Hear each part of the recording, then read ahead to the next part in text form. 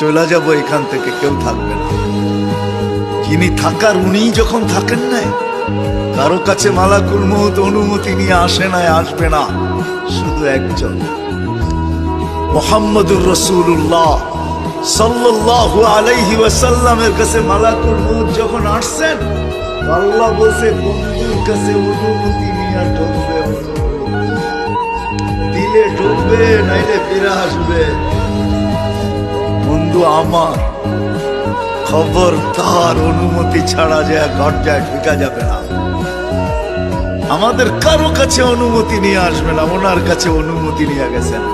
তারপরও বলছে শোনো, ঢুকার অনুমতি দিলেই কিন্তু হাত রাইখা দিবা না, আবার অনুমতি নিবা, রাখবা কি রাখবা না।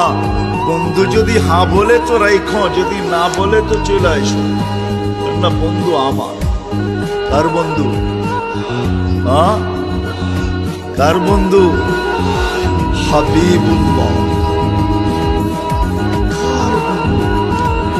যার কারণেই তো আমাদের সাথে বন্ধুত্ব, আমাদের সাথে দুই দিক দিয়ে আল্লাহর বন্ধুত্ব, একদিক দিয়া না, দুই দিক দিয়ে।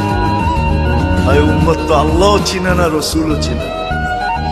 আল্লাহ যদি চিনত, হুজুররা বলেন আজান নামাজের জন্য ডাকে, আমি বলি নামাজের